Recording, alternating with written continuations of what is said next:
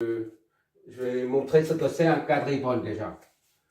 Un transistor, on verra ça le moment venu, lorsqu'on étudiera les composants électroniques.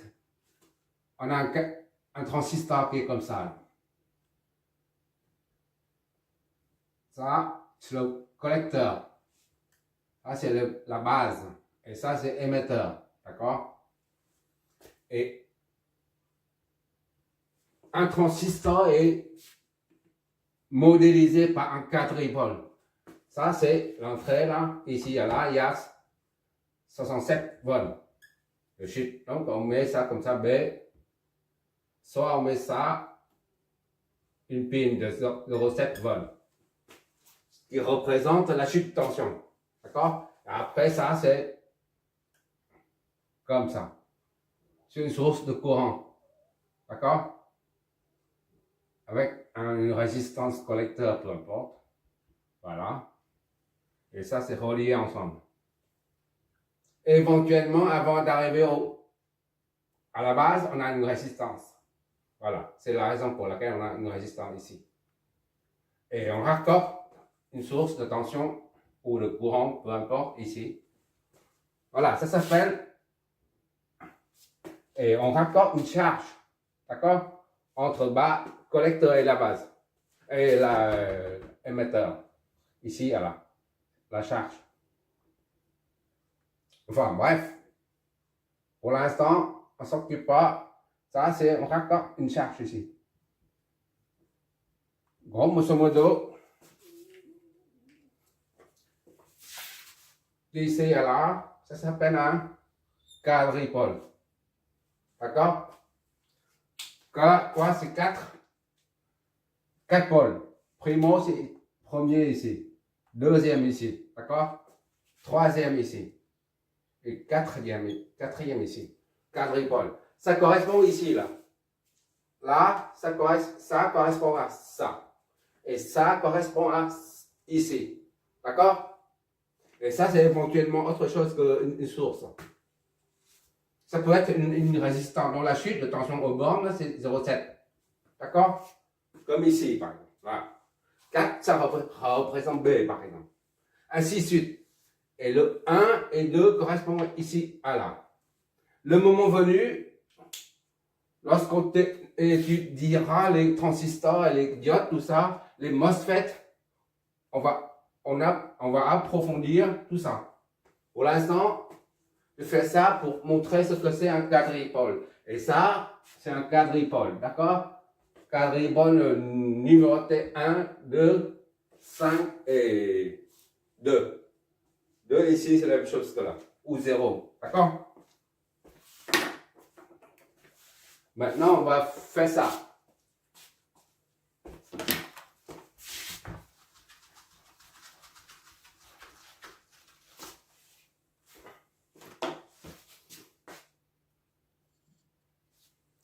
Il s'agit de déterminer quelle est la résistance de charge, c'est RC, d'accord? On n'a pas encore branché la RC au circuit, d'accord?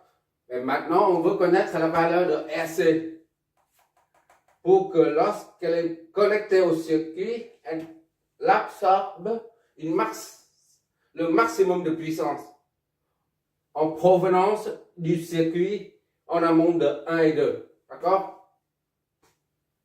La résistance de charge RC est connectée aux bornes 1, 2. Quelle est sa valeur pour pouvoir absorber une puissance maximale et calculer la puissance maximale correspondante? Voilà. Donc, pour ça, comme d'habitude, on étudie, on cherche, il faut trouver le circuit équivalent de Tenna en amont de 1 et 2, c'est-à-dire à gauche de 1 et 2. D'accord? Et une fois on a le circuit équivalent de Tenna, ici, 1 et 2, on raccorde la charge RC. D'accord? Et on détermine RC. Maintenant, il faut redessiner ce schéma et déterminer le circuit équivalent de Tenna. Donc, on oublie ça. Comme si on l'enlève. D'accord? Ça n'existe pas. le circuit, là il s'agit d'une source de tension indépendante. Le calcul de RTH, calcul de RTH, voilà. Pour calculer la résistance équivalente de Tenna, il faut court-circuiter la source de tension indépendante, d'accord? Tandis que là, il s'agit d'une source de tension dépendante. On ne peut pas la neutraliser, on la laisse comme ça. On court-circuite seulement celle-là. Et on injecte un courant dedans. Et par la suite, on en déduit la résistance aux bornes. Je reprends le schéma.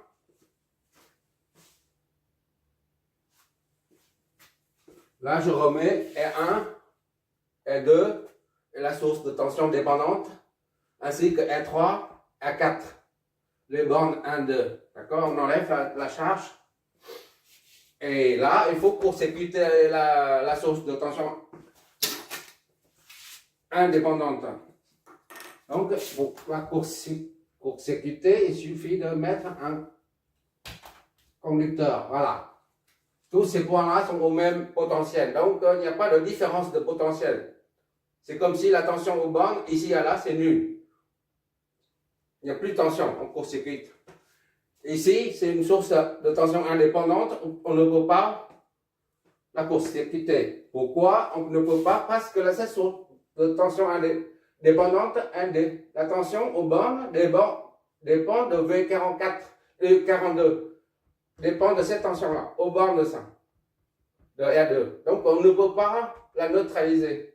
C'est pour ça qu'on laisse tel quel. Donc, ici, c'est V, B, c'est égal à 120. VB est égal à 120 V44 et 42. Voilà. Et quoi d'autre? Voilà, maintenant, on a le circuit qui permet de calculer la résistance équivalente de Tenna. Et là, on injecte, puisqu'il y a une source de tension qu'on ne peut pas neutraliser, eh ben, il faut injecter un courant dedans via une source de tension ou de courant externe. Et pour ce faire, on utilise une source de tension unité de 1 volt pour simplifier les calculs. D'accord? Tu peux mettre 20 volts ou 15 volts, ça n'a pas d'importance. Voilà. On met une source de tension indépendante de 1 volt. 1 volt. On va appeler ça VC. VB, VC. A, B, donc on met ça VC. C'est égal à 1 volt.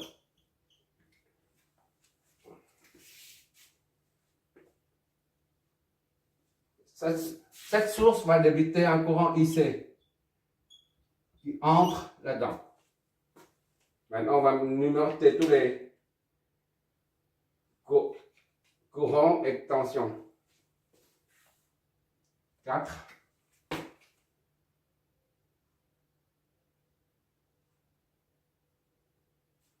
Le courant qui passe dedans, on l'appelle I3. Et ça, c'est I4. D'accord? Qu'est-ce qu'il nous reste? On considère ça comme 0 volt de référence. 0 ou 2, c'est la même chose. D'accord? Le nœud 0, le nœud 2, c'est le même nœud. Maintenant, il faut flécher l'œil. Ça, c'est 3. Ça, c'est 1, 3, 2, 4 et 5. 5, c'est le même que 0, c'est le même que 2. D'accord? C'est le même point. Maintenant, qu'est-ce qu'il faut encore? Les flèches de tension. Ça, c'est le courant qui passe en haut. Ça, c'est V3, 0. 3, 0. V10 ou V12. On appelle ça V10. V10. D'accord? Non mais non. C'est ça. V10. Et après V13. Un récepteur aussi V13. V13. Qu'est-ce qui nous manque? V10, c'est la même chose que V12, d'accord? V12 ici. C'est la même chose que VC. D'accord? Bon, on peut calculer maintenant. On y va. V2 est égal à V0. V2 est égal à V0 est égal à 0 volt. D'accord? Parce que c'est la masse fixée arbitrairement à 0 volt. V5, c'est la même que V0. 0 volt. D'accord? V1, V12 ou V10, c'est la même chose. V10 est égal à VC. D'accord? V10, V12 est égal à VC est égal à 1. C'est la même chose que V1 moins V0 est égal à 1. V1 moins 0 est égal à 1. Donc V1 est égal à 1 volt.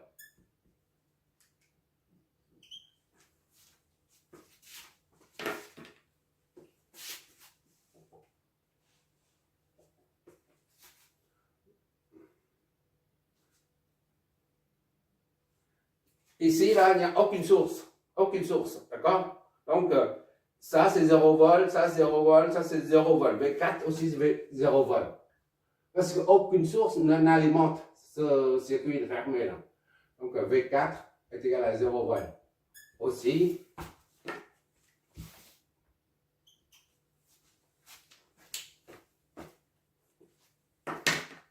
qu'est-ce qu'il nous reste?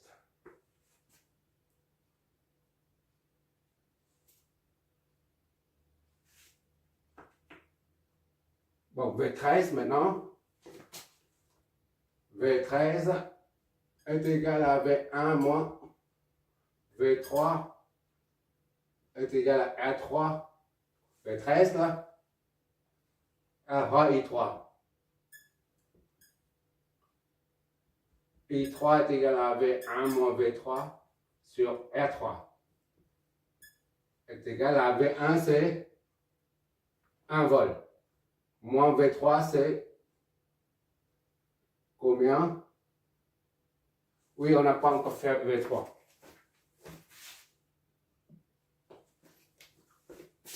VB, là, est égal à 120 fois V42. Est égal à 120 fois V4 moins V2. D'accord? 120 fois V4, c'est 0. Moins V2, c'est 0. 120 fois 0. 0. Donc, VB est égal à 0. 0 volt.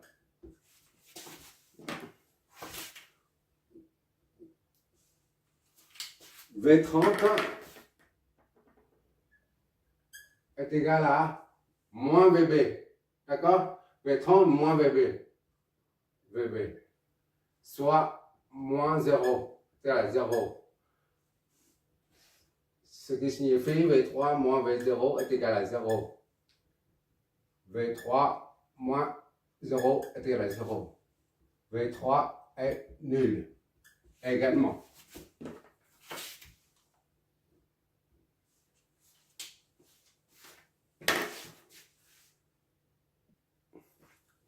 Maintenant, on va appliquer la radium à ces deux éléments. V13 est égal à V1 moins V3. V13, I, R3 et I3. I3, d'accord? I3 est égal à V1 moins V3 sur R3. Soit V1 c'est 1 moins V3 0 sur R3. C'est 10 puissance 4. Donc I3 est égal à 10 puissance moins 4 ampères. 10 puissance moins 4 ampères. Voilà.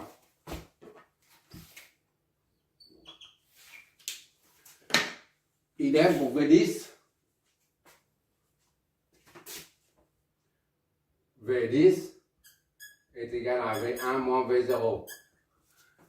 R4, I4. I4. D'accord? V1 moins 0.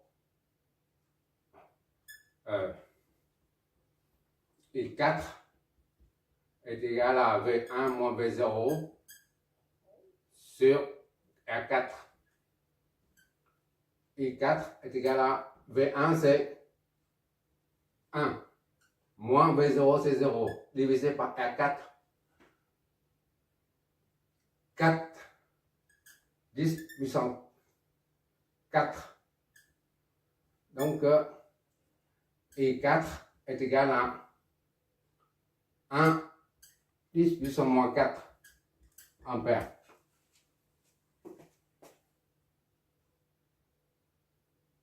Non, 0,25.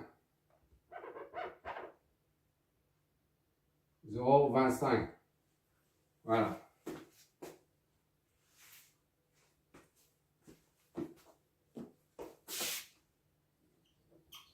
I3, I4, maintenant la loi des nœuds IC qui arrive est égale à la somme des deux qui sortent.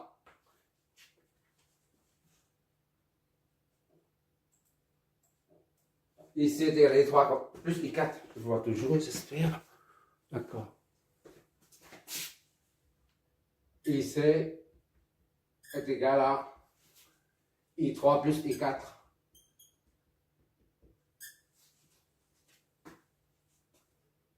Donc IC est égal à I3 c'est 10 puissance moins 4.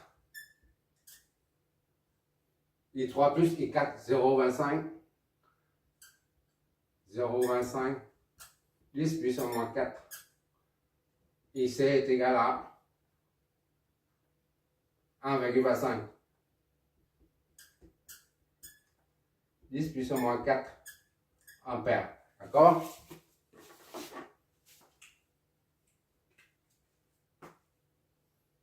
Ou 125, 10 puissance moins 6 ampères. Voilà.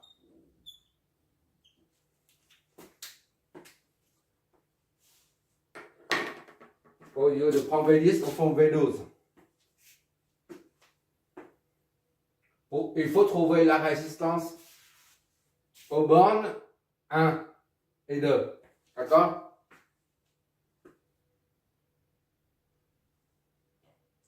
V12 est égal à V.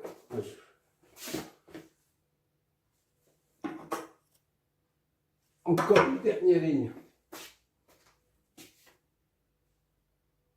V12 est égal à 1 vol. C'est aux bornes de ça. V12 est égal à VC, c'est 1 vol. D'accord? V12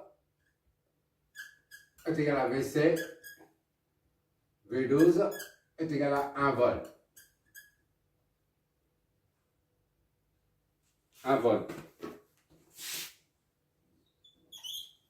Or,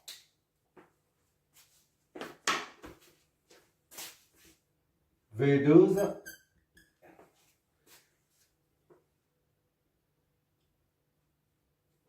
est égal à R12 fois IC. Justement, R12, on ne connaît pas. C'est pas R4. Hein. R12, c'est pas R4. D'accord? Parce qu'il y a ça et ça. R12 ça, est composé de ça, ça avec la source. R12, c'est ça. C'est pas R4, d'accord? Donc, maintenant, on a V12. Ici. Ici. Donc, on baptise R12, c'est la RTH. Ou R12, c'est la RTH. D'accord? Parce que c'est aux bornes 1 et 2. R12.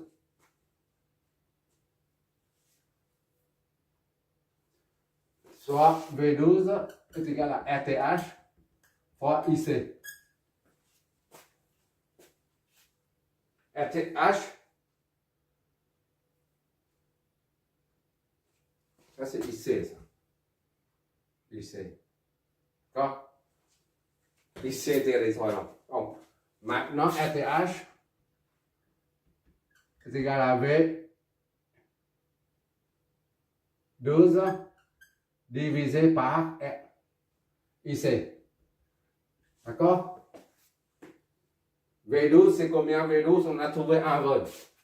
Divisé par IC, c'est combien? IC, c'est 125, 10 puissance moins 6. 10 puissance moins 6. C'est égal à combien ça? Ça fait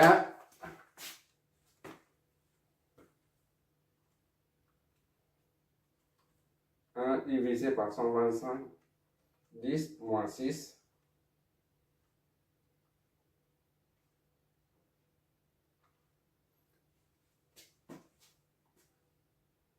8000.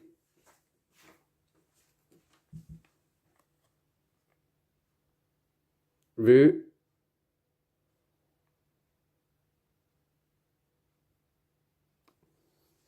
8000, ça fait 8K. 8000 ohms. Donc, RTH est égal à 8 kΩ. Voilà.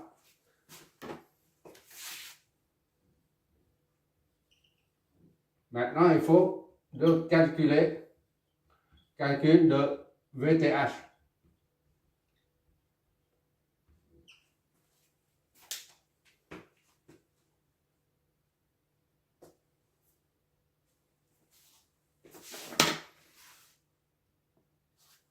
Pour calculer la tension équivalente de TENA, on prend le circuit d'origine sans la charge, d'accord?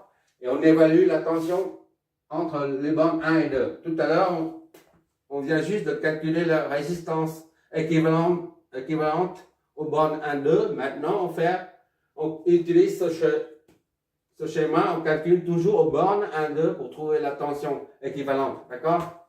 Je vais effacer ça, y compris cette partie, et on va attaquer directement dessus, d'accord? Ou je refais le schéma. Pour calculer la valeur de VTH, je repris le schéma d'en haut d'origine là. J'ai effacé, c'est l'autre. La source VH remet la résistance ainsi que R2, d'accord? La source dépendante, je la remets ici, R3, R4, rien n'a changé.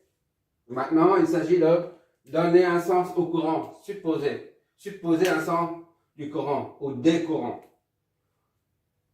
On va supposer qu'ici, il y a un courant I1 qui sort d'ici, I1.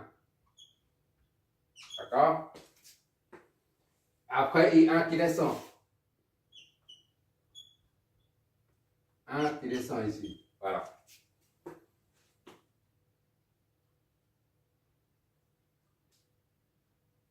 Et tout à l'heure, on peut dire ça, I3 ici. I qui traverse ici, c'est la même chose que I ici, parce que le circuit est ouvert ici. Donc I3, la même chose, ici, I3. D'accord? Et quoi d'autre? C'est tout. Maintenant, il faut flécher les tensions. Les tensions, c'est V54 ici. C'est un récepteur V54. les deux sens sont opposés. Le courant et la tension s'opposent. Idem ici, c'est V30, V R2, je mets de ce côté R2. D'accord? On va dégager ici. Ça fait un V40. V40, c'est la même chose que V30, d'accord? Ah, c'est pas pareil, c'est pas vrai. J'ai dit bêtise, c'est pas relié. V13, ici c'est V13. V13, les deux sens s'opposent. 13, 1, 3. Et enfin, les deux sens s'opposent. Ici c'est V2, 1 ou 0, 1. On met 0, 1. 2 et 0 c'est la même chose. 0, 1. C'est plus parlant. Parce que le 0 c'est 0. Maintenant on peut y aller.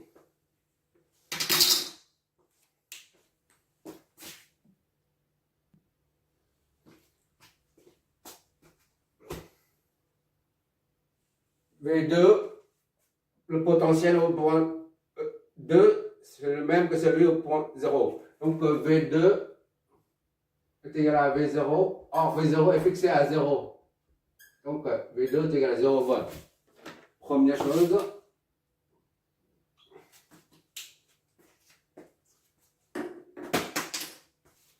V.